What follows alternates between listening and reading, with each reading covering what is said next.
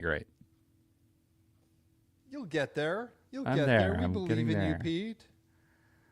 Pete's trying to get himself moving on a Monday morning, It everybody. is a Monday morning movement challenge. Yes. Well, we all know what Mondays. I got a case of the Mondays. We all know what Mondays are like. Oh, Ed. All right. That's live. We're live everywhere. Hi, We're everybody live who everywhere. might be jumping in. Pete and I are about to talk about Quiz Show as part of our True Lies series. If you are tuning in or you want to throw any questions our way, feel free to do so. We'll answer them in the post-show chit-chat. I just want everybody to know, listening before we start proper, that I actually suggested that one of our bonus episodes for this series should be the movie True Lies, and Andy didn't bite. So I just want you to know I tried. I did my part.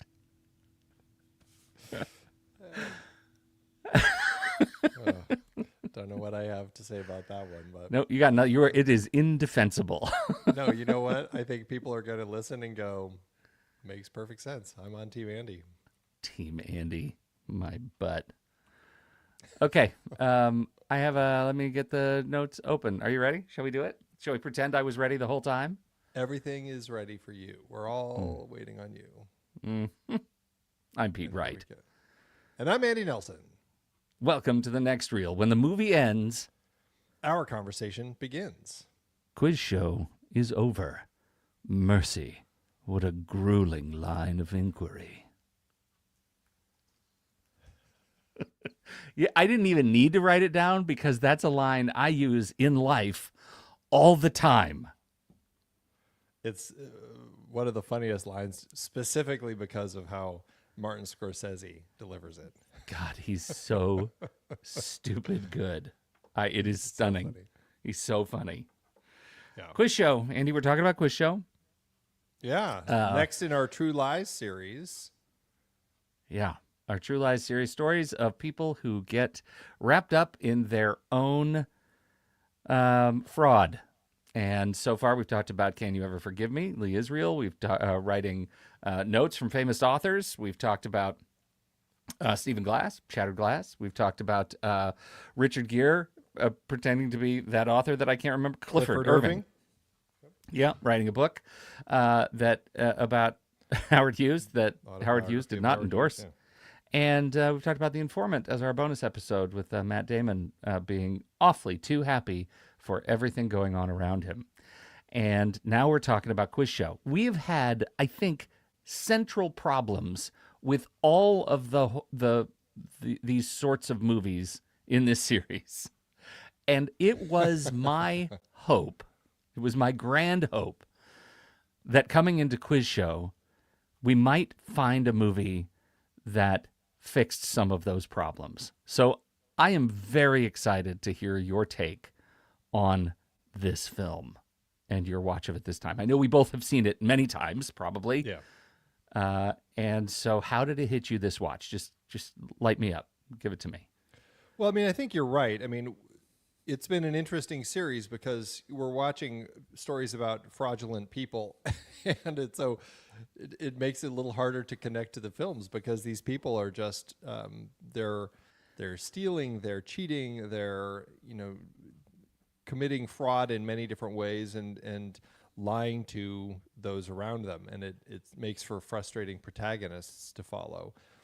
This film, I've always found it to be a fascinating and an excellent film. I think that the casting is brilliant, and I think Ray Fiennes playing Charles Van Doren brings so much to it as far as the internal struggle and what he's working through that, yeah, to your point, this is the first one that I've really found that I connect with more.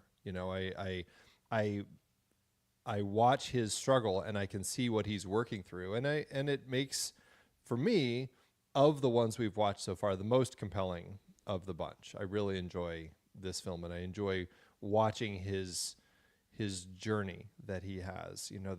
This struggle that he has as he recognizes what he does is wrong, that he's cheating on this game show. Yeah. at the at well, not just he's not cheating at the behest of all of the people who produce the show, who are behind the show. I mean, he's doing it because they told him to, essentially. Right. And Institutional cheating. exactly. And so he's just kind of going along with it. And I think that really boils down to uh, this man who, I don't know, might recognize by the time we get to later in the film that maybe he's not as, or that he's more morally bankrupt than he ever had hoped to be. So that's one of, I think, the central questions of the movie, because the others are driven, I think, maybe with the exception of Stephen Glass, which was driven largely by ego, but they're all driven by need, economic need, sort of the desperation of need. Um, you know, they aren't getting work. They're set up as people who aren't able to work in a complicated economy of creatives. A couple of authors. Then we have Stephen Glass as a newspaper, as a writer for the New Republic, who it seems like maybe the most sort of vilely driven by inner demon. But here we have a character. It's the first one in our whole series that I think I can be genuinely sympathetic toward. Because the vaunted academic sort of character is something we're familiar with. It's easy to see that character in life. It's also easy to see because it starts so genuinely, right? It starts with him really just wanting to see how he does on the quiz show, to see if he can keep up with these people who are just presumably incredible trivia heads. And that slope of him descending into ego from when he realizes what's going on to when he begins to rationalize how it's okay is incredible, just character writing for me. I think he is extraordinarily portrayed as this guy who I can feel naturally slip into this. It's not out of desperation. It's not out of anything other than the fact that the system encourages him to play this way. And it kind of starts to feel good when he's looking at his new apartment, when his lifestyle starts to change. It starts to feel good. And that feels maybe the most natural of a transition of any of the characters we've talked about so far. It is the softest edge of a Yeah, transformation. absolutely. And I think what we're also getting with this film that we don't get in any of the others is a sense that there's much more to this story than just these guys cheating on this quiz show. As you mentioned, like, this is an institutional problem, and this is something where the CEOs, the power, the people in charge, even to the point of the government when they're doing the committees investigating all of this, they have no problem lying, covering things up. And that speaks to the way that these institutions work and are created, and how it's so much easier for them to just live in a world of lies and just not worry about it because that's how they get things done, versus the actual humans that they're using, I guess we'll just say, as pawns, these players and everything. I mean, even the people that are working for them, right? Mm-hmm. David Paymer's character, Hank Azaria's character, like, they all are looked at as usable in many ways, and they're the ones actually who, well, speaking specifically of the players, like, they're the ones who actually start feeling guilty about what they're doing, and they're the ones who, finally tell the truth and come clean in a way where they're feeling like by telling the truth, it's actually going to absolve them of the crimes that they committed, and Mm-hmm. maybe realizing that it doesn't. But I think that that's, for me, what I took away most from this watch of the film is that comparison between those two sets of people, the head of NBC, the head of Geritol, these people who have no issue with just totally telling lies. Even again, Paymer and Azaria as their characters take the rap for doing all of this just specifically so that they can then down the road kind of continue their careers in television. That's pretty shocking to see, and then to see where we are today. What do you think of their central premise, right? Because this movie is built on, or the story, I should say, is built on this premise that it wasn't fraud against the American people because it was entertainment. The people just want to be entertained. What do you think of that?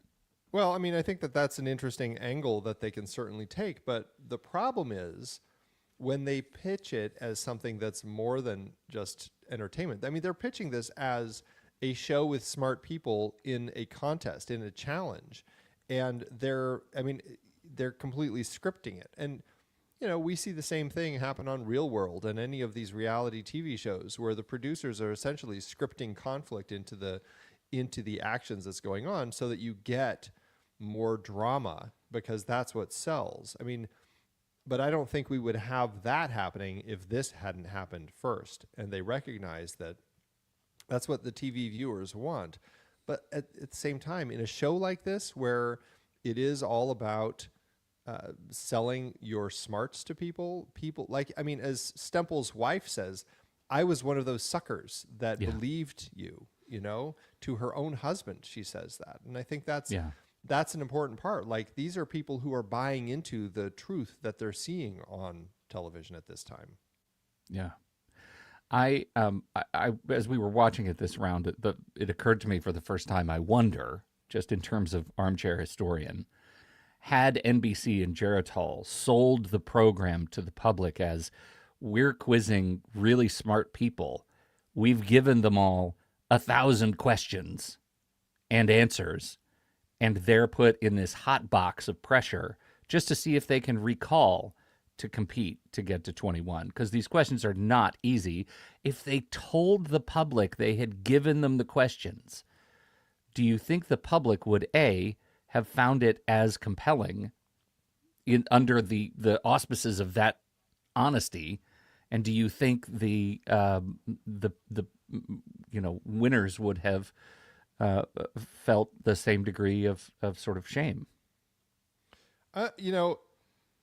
I think about this weirdly a lot in context of the movie White Men Can't Jump, because in that movie, nice Rosie Perez wants to be on Jeopardy.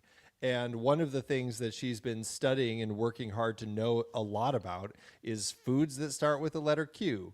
And and that ends up being one of the categories that leads to her victory. And I can't help but feel like it's one of those things that they're using to, and I don't know the context of how Jeopardy works. Like, when you're a new contestant, do you say, these are things I'm really good at? And then they'll kind of pull from those to put them on and use that to kind of shape who's going to be the winner and whatnot. But it felt exactly like what we see here, where they're essentially picking stuff that they know, and so that they can drive the story. So they can say, okay, now we want to make it so Van Doren ends up winning. If they were telling people, well, we're giving them the questions and letting them figure out the answers, I think that just takes away any interest in it. Like, it's like, well, I mean, how hard is that then? Like, all you have to do is go do some research for a little while, go spend an afternoon in your library, and you can get all of the stuff that you want to answer all those questions. So suddenly that becomes much less satisfying. And if you know that both players are getting all the questions beforehand, then like, they're both always going to get the answers right. Like, it takes all the steam out of the entire point of the show. Well, that's when it becomes like, the game becomes, can you provide enough steam to give them enough pressure so that it's actually a test of memory? And to say, we've given you 1,000 questions, we're going to pull 15 of them for this game. Good luck getting all those answers memorized in an afternoon, right? Like, I just think there are ways to present it honestly, and I do wonder how they do that for Jeopardy. That would we've got people in the community who are Jeopardy champs. We've got Jeopardy champs we could call and ask, believe it or not, and that might be a fun thing to answer, because I don't know how it works. It may be, especially in light of the quiz show debacle of the 50s. Yeah. Anyway, that part makes it a really interesting narrative because it becomes such a betrayal that NBC and Geritol pulled against the American people. As you said, I'm one of those suckers. That first tentpole moment when we watch Stemple take a dive against Marty when the answer is Marty, and he knows the answer is Marty. And I hate the movie Marty. Did you get any sort of subversive satisfaction out of that? Did you remember going in that it's one of Pete's least favorite films? I enjoy Marty quite a bit. No, I know. And I think I don't know. I think that you need to rewatch that one. It's a great movie. And I love that it's interesting. And I think it speaks to a point in time when culturally everybody knew what Marty was and everybody was talking about Marty, and I think that's interesting because it speaks to how, I mean, certainly society's shifted today. Like, I don't know if every single person that you talk to would be able to name the best picture from 2 years ago. I think that society's a little different now, but I think back then, like, these big milestones in various different pockets of culture, I think everybody probably was paying attention at the time. And so I think that and I totally understand their like the producer's point. Like, think about the drama and the fact that it's such a simple question, and that's the one that ends up stumping you. But for Stemple, I can see why it's such a frustrating thing, because it's like, why would I not know that? It can be so frustrating. Like, let me lose on what did he say on something about biochemistry or something? Right. Yeah. Like, I was like, okay, like, and maybe if they did, maybe he wouldn't end up having made such a stink about the whole thing, but who knows? Well, and the sweet, sweet irony that Marty is about an unglamorous guy just looking to find some dignity, and that it's Stemple in this movie who's struggling to find some dignity, and the irony that we know Stemple is a guy who has very little dignity, right? Like, his entire motivation after he does take the fall is to get back on television and to whatever he can to get back on television. He is completely, all of the controversy and the inauthenticity of the charade that he's been a part of is completely invisible to him, because all he wants to do is get back on television. What a fantastic sort of avatar for the kind of ego we're talking about at play in this movie. He is sort of the biggest branch off of the ego tree, and the rest of the movie is watching as Van Doren, his own branch, blossoms, right, on the ego tree. Do you like the ego tree? I think we should both have ego trees. Anyway, I think that is a really beautiful, beautiful moment when they turn off the air conditioner and he starts to sweat and he pats his brow. He doesn't wipe his brow. Those sorts of tools of entertainment leading to him taking the fall on this ridiculous quiz show is, I think, just great filmmaking and pulled from history. I mean, it's not like they just said, for the movie, we're going to use Marty as the movie. I think that was the real movie in Goodwin's book that he took the fall on. Although it's not completely true that that's where he took the fall. I mean, there are plenty of little bits and pieces that are reworked or compressed and everything in this, and that's one of them, because my understanding is that he does take the fall and get that wrong. Van Doren then answers another question, and then Stemple answers another question, and they end up tied at 21, and they have to play another game the next day to kind of do a competition. And that's the one where Van Doren ends up winning. But and so again, it's just story compression and things like that. And so but I think for dramatic purposes, it served its purpose. Yeah, I mean, those are the things, I think, the little bits of historical pastiche that we forgive, because the rest of the movie kind of embraces the story so well. But don't ask any of the people involved, because a lot of them were upset with how things were portrayed. But it's like, this is always the battle of reality and a real story versus how it's depicted in a story in a film like this, in a fictionalized version of this. And I think if you look at the messaging and the themes, I think it's getting it across. But I think if you're one of those people and it says, well, you're selling me incorrectly, then I can see why people would be upset.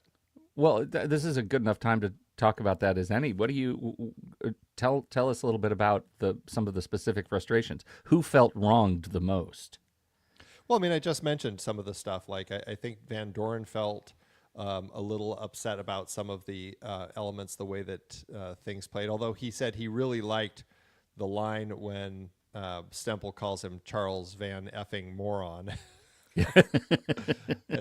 He enjoyed that quite a bit.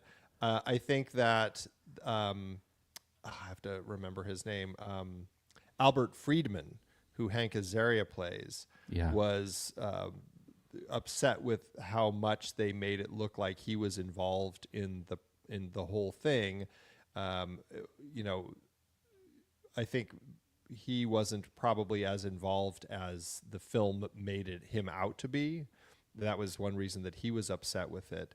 And also the fact that this sort of stuff had been going on since the radio days, you know, and when people were coached and everything. And so you can see why these people were frustrated. Also, I think one of the biggest ones was there was a specific congressional committee consultant named Joe Stone who actually spent 4 years investigating this scandal, because they compressed like 3 years of scandal into one season. Like they make it very small. He was very angry that they really focus on Goodwin. And now it's based on Goodwin's book. Goodwin paints himself as kind of the man putting all of this together and bringing it forward. Goodwin ended up accepting most of the credit when the movie was released, but in fact he didn't start getting involved until 2 years or until years after the show had already stopped and all of this information kind of already came to him, whereas Joe Stone had been working on it this whole time and wasn't even mentioned in the film at all. Okay. So that's an example of somebody who I think was perhaps most rightly wronged, or feels like he's right in feeling wronged.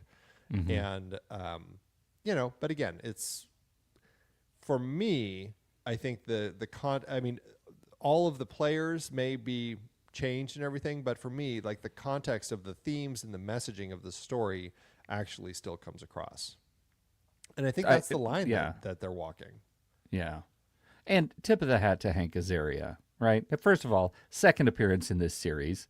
Yeah. And I just reflect time and time again, he is one of the most valuable utility players in just about every movie we see him in. The fact that he can go from these two movies together playing very different characters, none of them cartoonish, all the way to what was the Miami one where he plays Agador, the manservant.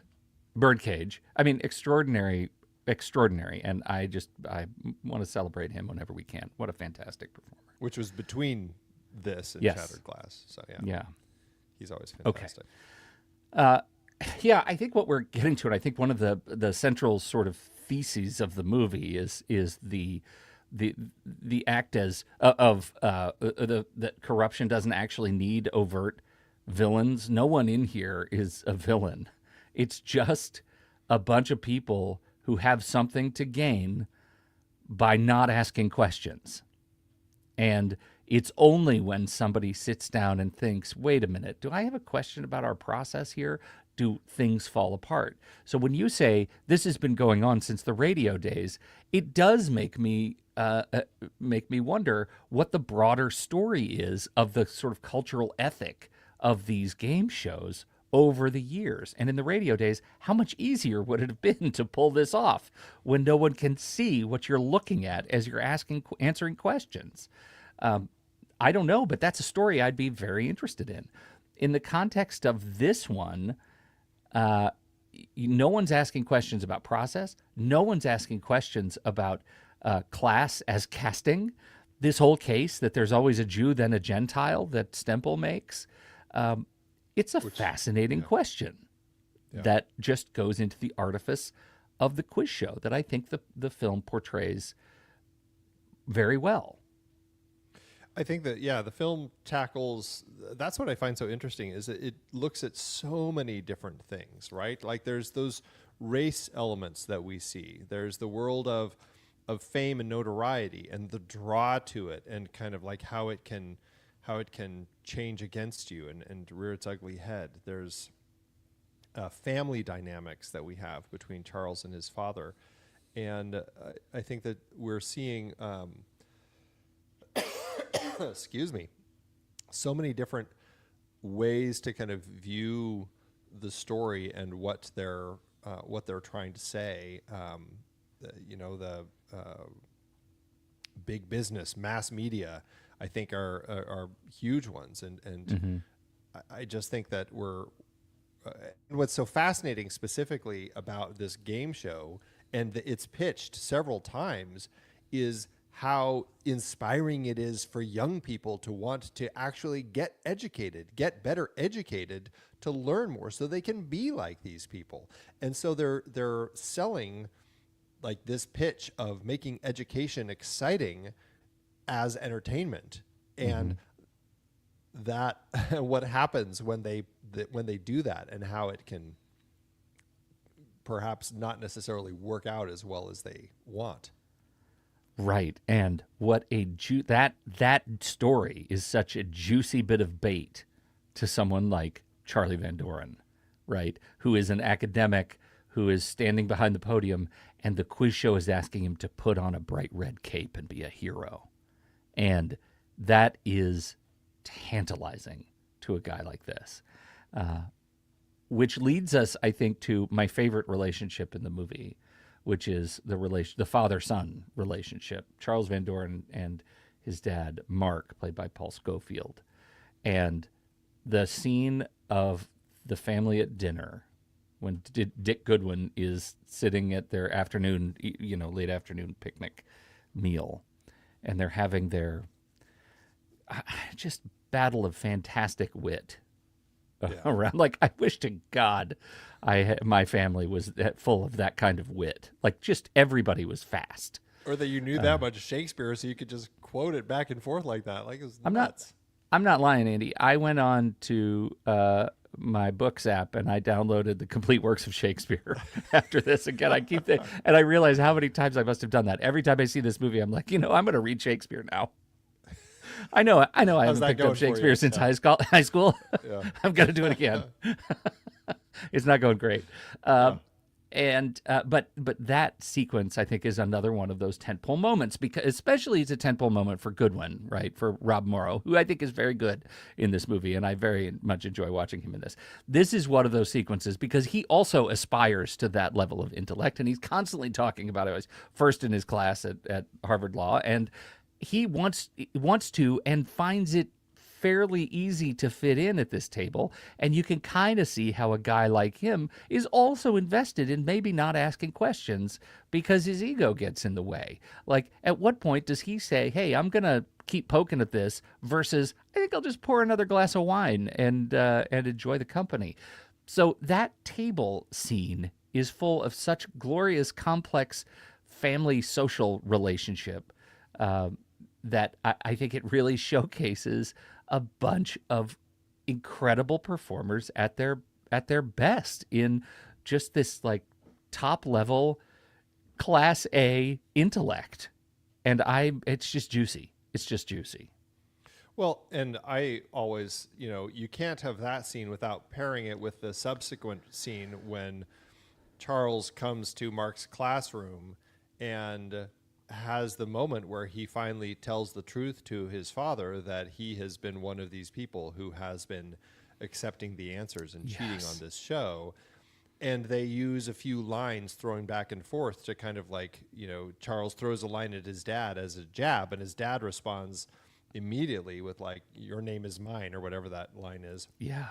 And it just, it digs and it hurts. And like there's such power in that scene, but I love how it's portrayed is like he still is a father. And when Charles says, will you be there with me? And he's like, of course. And I think that speaks so much to the disappointment and the frustration and rage that a parent can have with their child, yet still show love and compassion Hmm. and help as needed. And I think that is, I mean, it's just powerful. And, Paul Scofield is so great in so many things. A Man for All Seasons, if people haven't seen it, you need to check that film out. Oh, yes. But he's just, man, the way that he carries every moment in this scene is just, I mean, just amazing. Absolutely worth You know, the idea of casting him for this. you say those two are paired together. I think there are the four scenes. There are four. I'm just going to say there are only four. there's the dinner scene. There's also the let 'em eat cake scene where the two have a scene together, drinking milk and eating cake off the same plate. That is so sensitive and sweet, as we have Charlie trying to make sense of the shame that he's starting to feel and navigate how he's going to tell dad. Then we have the reveal, and I think you're like that classroom scene is so dynamic. If you're going back to rewatch this movie, watch the blocking of that scene, because Mark is standing at the front as a professor, and Charlie, young Charlie, is like running through. It feels like he's running through the chairs like he's in a video game. He can't sit still, and it feels like every jab coming from his dad makes him get up and get a new seat. He's so it is just really perfectly blocked. But the final scene after the testimony at the very end, and we'll talk about the testimony specifically in a second, but they're all in the press gaggle outside. And one of the reporters asks, are you aware that the trustees, this is after dad says, I just can't wait for Charlie to get back to his teaching. And one of the reporters says, are you aware the trustees are meeting to talk about, pulling Charlie? That's the first time you see Mark Van Doren truly crushed. Yeah. No His answer, no words. Yeah. no answer, no words, and everything about his identity and his relationship with his son is tied up in the fact that his son is a fellow professor or instructor, whatever they called him. And that was incredible, incredible, just performative turn for Paul Scofield in that very brief moment. One of my favorite things in the film. Yeah. It's powerful. It's powerful watching him go through that. All right, we're going to take a quick break, but first, you can find the show on YouTube, and you can join us live when we record. We will even take your questions in the post-show chit-chat. Live, everyone is welcome, and then members get the replay and the extended cut. Subscribe to The Next Reel on YouTube. The link to this episode is in the show notes. We'll be right back. After these messages. We'll be right back. Was that NBC that had that? Oh my gosh, it's so funny. I know, right? Sorry. Okay. What do we want to do now?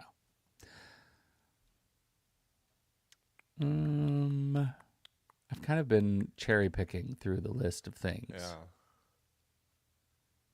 Yeah. Let's talk about Redford as the director. Great. Robert Redford, Andrew. At this point, did you really think of Redford as a alpha director? I mean, he'd been directing for a while, but Redford's directing was always few and far between. And I don't know if I ever thought of him first as a director, but I think because he's so careful with what he chooses to direct, I think that it's pretty clear it's stories that he is interested in and passionate about. And I know he kind of was brought onto this as director. I don't think it was a project that he had brought forward. But clearly, I mean, as somebody who grew up watching all of this, I think that he was just fascinated by the story and wanted to tell it. I had done my Robert Redford chronological watch through his filmography, both as actor, producer, and director. And that's the last time that I had watched this film. And it's interesting to see. I mean, you definitely see a filmmaker who works the way he does as an actor, like picks projects deliberately. I mean, not always. I don't think Indecent Proposal fits this, for example, but I think he's a filmmaker who is passionate about projects that are reaching to do more, whether it's kind of like has a message as far as like the politics of the day or some sort of theme that he really resonates with. And I think when he's picking films that he directs, I think that very much is true. And I think there is something with his fixation on American institutions and the quiet failing that sometimes they have as we kind of watch here and see what happens with the television industry. And he's a director who's very restrained in how he tells his stories. I don't think he's somebody who really, when you watch his, like the camera, for example, isn't a very active camera in much of his films. But I do think that he works in things that fit in context of the story. Like in this one, having the zoom, dolly in, zoom out, or dolly out, zoom in, whichever direction it's going. But when we're looking at the back of Charles Van Doren inside that little booth, and we have that moment with that fantastic shot, like that, is a great surprise to see in a Robert Redford film, but it works in context of the story really well. Yeah, I talk about a single shot that became the iconic avatar for the film. I mean, it's the poster, the landing zone of that shot is the poster. It's extraordinary and perfect in that moment. I had forgotten that he directed Indecent Proposal. No, he didn't direct it. He just acted in that one. Oh, he was just saying. oh, right. He was the Yeah. millionaire, the Yeah. industrialist. Well, it's interesting because he seems so interested in like the quiet failure of American institutions. And Yeah. I was thinking about this movie watching this against Network, right? Network is maybe the loud rage against the institution of television, the fraudulence of television. And this movie is like the simmering, quiet agony of television. But both of them are about institutions that are failing and somehow failing someone somewhere by what they're doing. I think you look at his just sort of, I don't know, obsession with American myth. He is a truly American filmmaker, right? He's interested in American stories and what it means to be an American. And I don't say that with any sort of spark of pride in it, right? Because he's looking at sometimes the American myth and where it has gone sadly wrong. And sometimes where it's gone right, but mostly where it's gone wrong. I think as a filmmaker, his aesthetic is really well attuned to that. Maybe it's because of all those years in Park City. Well, and you can see so much of it in All the President's Men and The Candidate and Ordinary People and even, it wasn't as well received, but The Conspirator, what about Lincoln's assassins and everything, and that it's a fascinating glimpse into what he's passionate about, and I enjoy seeing him tell the story, and I think he's somebody who has always recognized these American systems that he loves and is passionate about, and knows people are also love and are passionate about, but also we're all incredibly frustrated with how they're broken and would love to see how we can get it fixed, right? And is there a way to fix some of these things as far as our the political system and everything? And I think that's a powerful element that he brings to so many of his projects. So let me ask you, under the chapter head, Defining Complicity Sucks, do you think Redford lets Van Doren off the hook too easily? And we should probably talk a little bit about the congressional testimony at this point. But I think that the movie clearly sympathizes with Van Doren, handsome Ralph Fiennes. I'm not sure it completely earns the sympathy or whether it's that discomfort that is actually the point. He is a guy that by the end of the movie, you just kind of want to punch in the neck. That's the privilege argument that we're rewatching here as the film ages. Do you think he lets him off too easily? Well, I don't think so. And I think what is fascinating about it is they do make him sympathetic, and we sympathize with this guy, but we also, I mean, we're sympathizing with all of these people, and that's what's interesting. And as I was watching this, I'm like, who am I watching as the protagonist of this story? Should I be looking at, especially because we start everything with Herbert Stemple, and he's kind of our entry point into this. And we see finally Charles watching Stemple, and then finally we're kind of looking at Charles's story. But I'm like, okay, Herbert Stemple is an interesting protagonist because he's hard to like. And that makes for an interesting antagonist in Van Doren because he's very easy to like.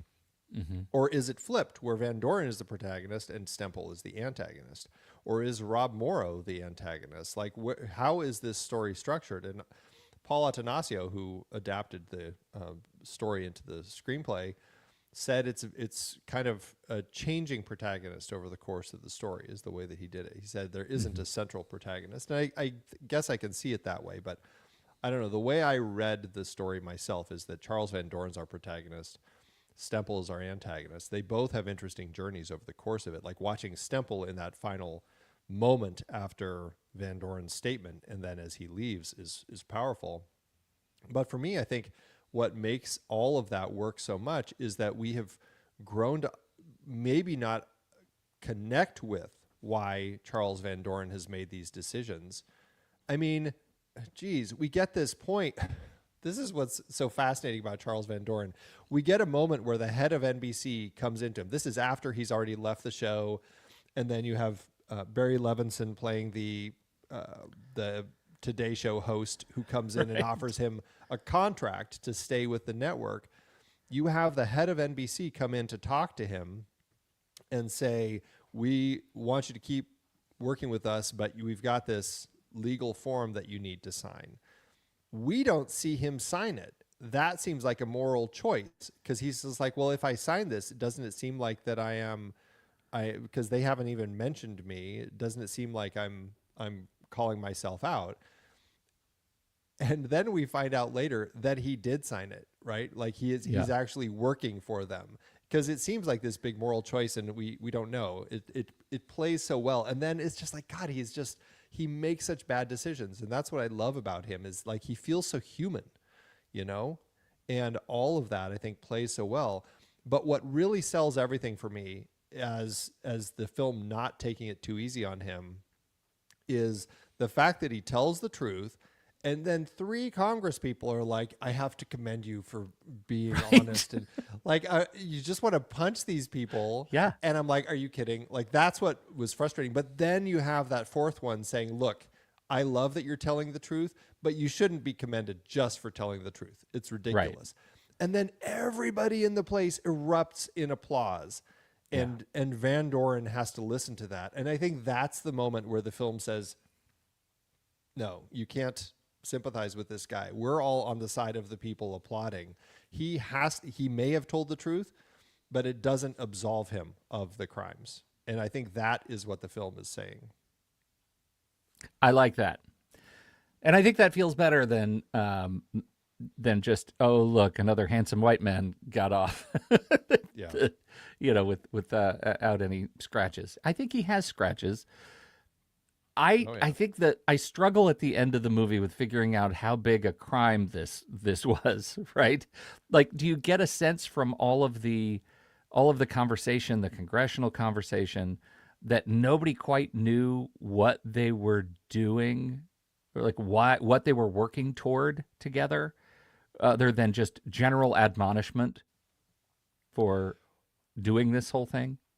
Well, and I think that is the line that plays with what happens when people who have power get involved, right? Mm-hmm. Like, as far as Goodwin is concerned, he wants to bring down television. He wants to prove that it's a systemic, institutional lie that these people have built into their system, and the whole thing needs to be brought down.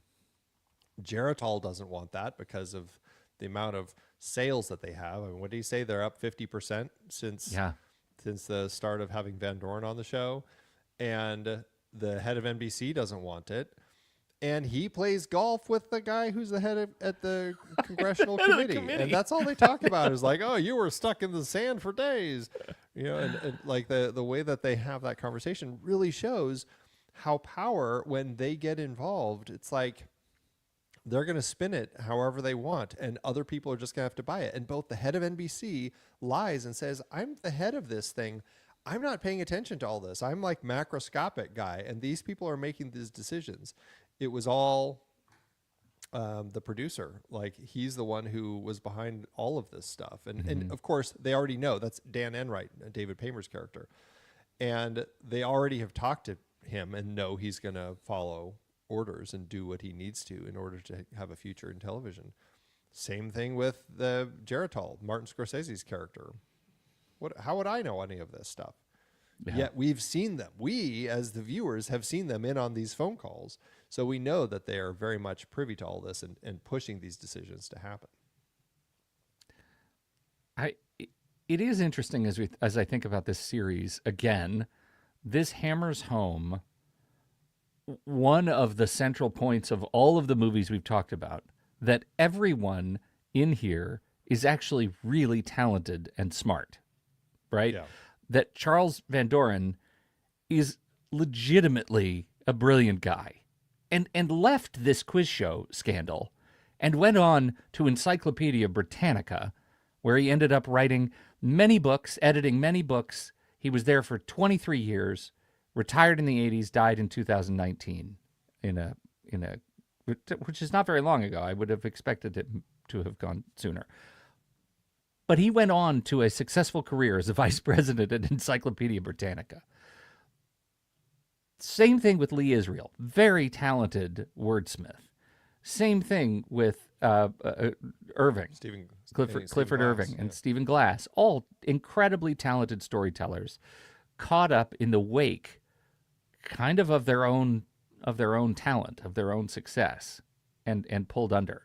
There is nothing in here that reeks of an air of desperation on the part of Charles Van Doren. His life was fine, and this just pulled him.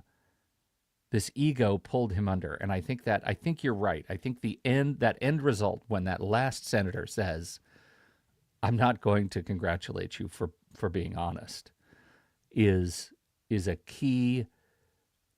It's a key that unlocks the understanding of who this guy was at that time of his life. That he was probably a good person, truly buried under the weight of a million tiny bad decisions that led him to that chair. Yeah. But every time I think about that and I say it, I just look at myself and I think, okay, well, I'm a white man in his age. Like, how much am I absolving him because he looks like me? And let me be clear, he doesn't look like me. He's very handsome. That handsome, strapping Ray Fiennes. He even looks good when he's covered in iodine and killing zombies. But you know what? Even Charles Van Doren's a very handsome guy. He was a very handsome guy at this point. I think it's interesting that what was I going to say? It was what was it that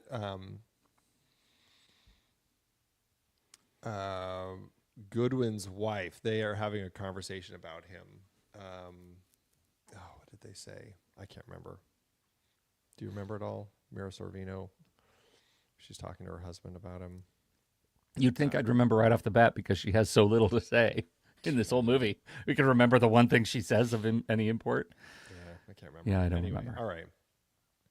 Yeah, it's a fascinating story. It's a fascinating film, and it is a dark glimpse into, an important part of American history that in many ways you can see how it ended up influencing not just where TV shows and game shows and things like this would go, but where news would end up going and how media would reshape, especially with at this same time, like following the Korean War and then the Vietnamese War and going into everything with Richard Nixon and everything, and the reshaping of the reshaping of how they would shape things that we would end up seeing. And I think Yeah, it's a dark story, but a really fascinating one. And I think it's interesting to look at like who actually is struggling with the lies versus like Yes. who is just treating it as a business decision. Because I think that really speaks highly to the path of how things move forward. Absolutely. Should we go Um, into the back half? before we move into the last part, I just have to say this is a movie with so many faces. Like I could not believe every time I'm watching another scene, I'm like, here's another scene with like all these people I recognize, like the congressional hearing, like so many faces up there. The poker game, so many faces. Ethan Hawke shows up as frickin' one of Mark Van Doren's classmate or class students. And Yeah. it's crazy the people that we see throughout this film. Just so many amazing actors, directors playing actors. Like they're all just all over the place in here. Callista That Ethan Flockhart shows up as a student too. Callista Flockhart, that's right. Callista Flockhart and Ethan Hawke, those were two I had to pause and go back and explain to Yeah, my wife the connection because she doesn't remember faces. And that Ethan Hawke happens so fast. yeah, right. You got to be on top of it. But he definitely, he has a line, Yeah, yeah, yeah. It's equity, crazy. right? All right. Well, let's move into the back half. But first, we're going to take a quick break. The Next Reel is a production of True Story FM. Engineering by Andy Nelson. Music by Sabutan, Bixby, Oriel Novella, and Eli Catlin. Andy usually finds all the stats for the awards and numbers at the-numbers.com, boxofficemojo.com, imdb.com, and wikipedia.org. Find the show and the full archive at truestory.fm. You can follow us from there too and learn about membership. Check out our merch store at thenextreel.com/merch. And if your app allows ratings and reviews, please consider doing that for our show. All right, Andy. This was a tough award season for this movie to be up against some really good movies. Yeah, it was. And it didn't help that this film was very slow at the box office, which we'll talk about here in a minute. But yeah, it still did well in the awards circles. 6 wins with 36 other nominations. Over at the Oscars, it was nominated for Best Picture, but lost to Forrest Gump. Best Supporting Actor, Paul Scofield was nominated, but lost to Martin Landau and Ed Wood. Redford was nominated as Best Director, but lost to Robert Zemeckis for Forrest Gump. And Paul Attanasio was nominated for Best Adapted Screenplay, but lost to Forrest Gump. At the BAFTAs, Scofield was nominated for Supporting Actor, but lost to Samuel L. Jackson in Pulp Fiction. Attanasio did win Best Adapted Screenplay, and it was nominated for Best Film, but lost to 4 Weddings and a Funeral. We talked about this with Shattered Glass. This one was also nominated for a Political Film Society Award, the Expose Award, which it did win.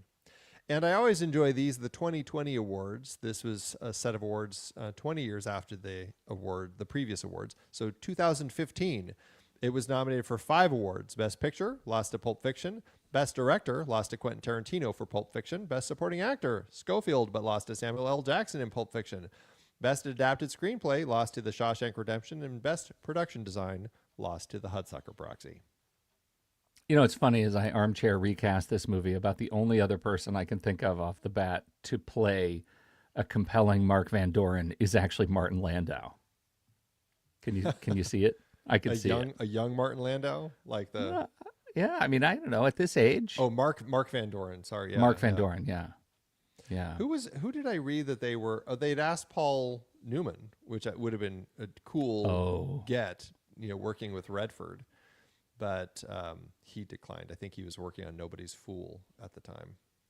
I don't know. There's something about the height of Paul Scofield as that tall, lanky teacher just fits the type for me.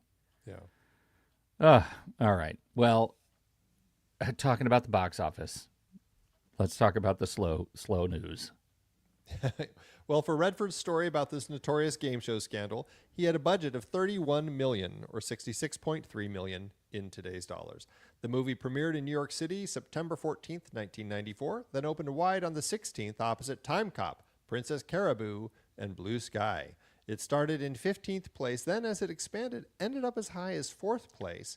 Still, even with its Oscar nominations, it never really took off, only earning back $24.8 million domestically. And it had a tough time overseas because Redford was immediately jumping onto another project and couldn't go promote it, and so it didn't get as good internationally, but it still did okay, earning 27.4 million, which means all told it brought in 111.7 million in today's dollars, proving a success for everyone involved with an adjusted profit per finished minute of 341,000.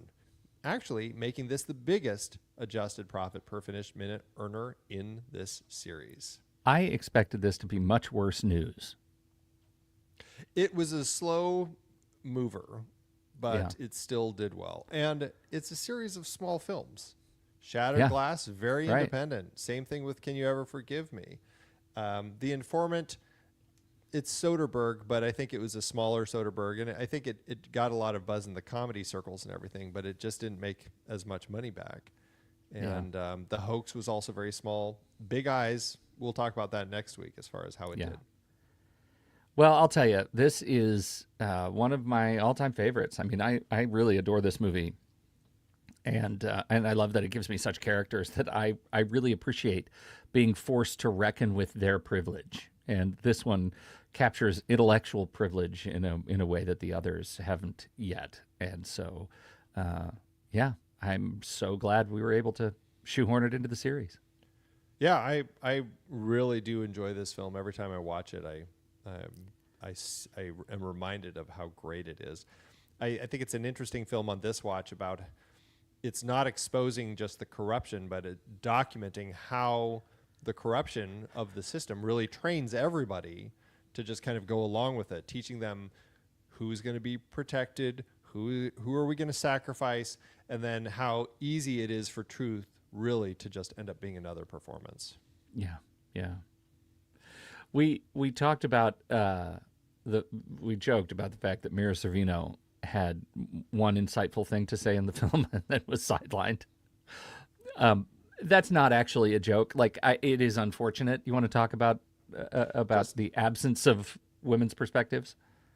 Yeah, I mean, just a quick note about that, but that is a frustrating element. I mean, we've got really 3 women. We've got Dorothy Van Doren as Mark's wife, Charles's mother, who shows up with some witty moments at the dinner.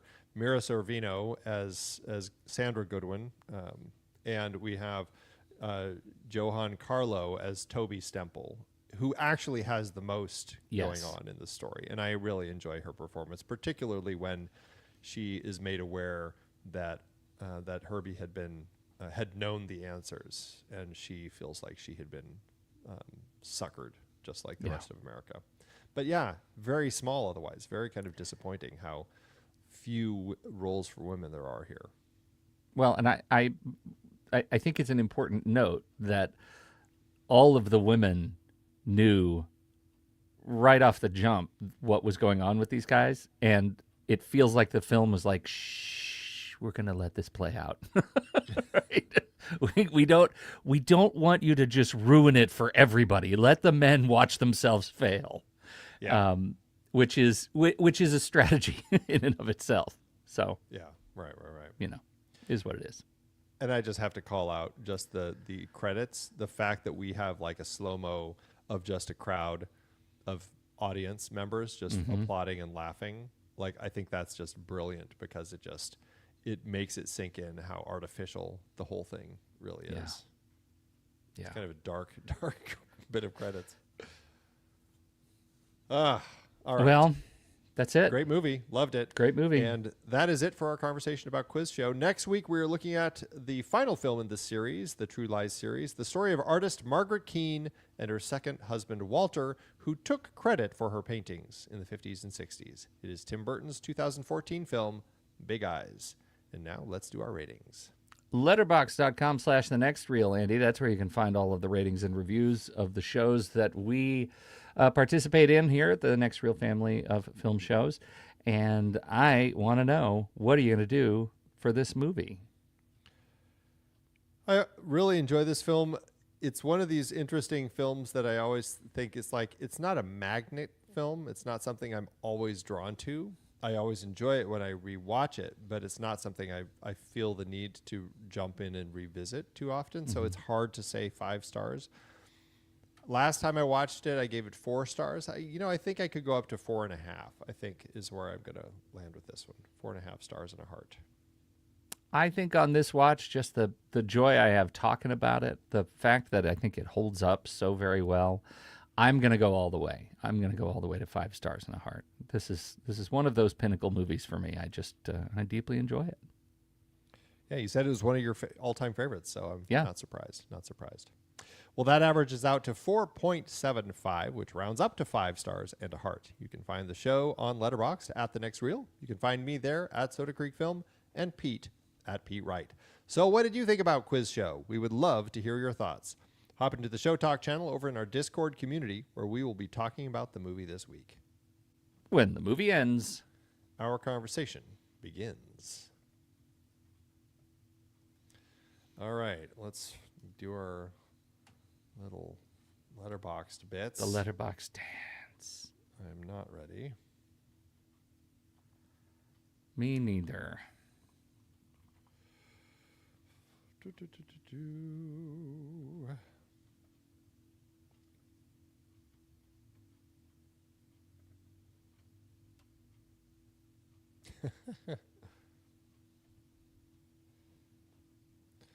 I'll just go with Colin the Dude.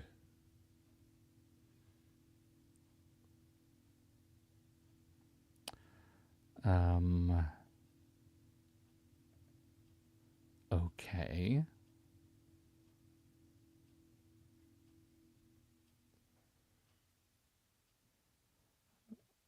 Oh, man.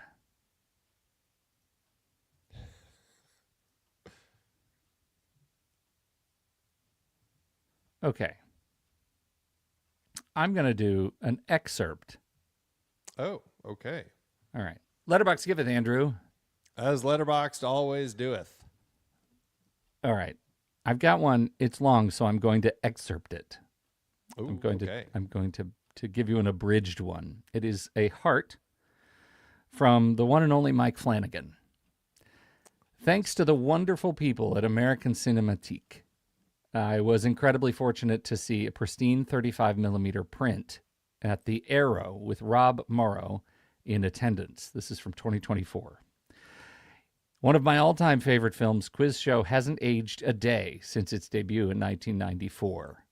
And then he goes on to talk about all the stuff we just talked about in one very long paragraph. Skip.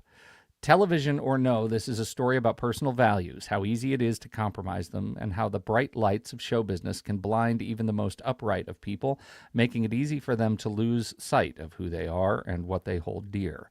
I would argue that Paul Atansio's script is one of the finest ever written, not only for its impeccable structure and precision with which it explores its themes, but for dialogue so electric and beautifully crafted that conversations feel like tennis matches or boxing matches or even, at times, a proper duel.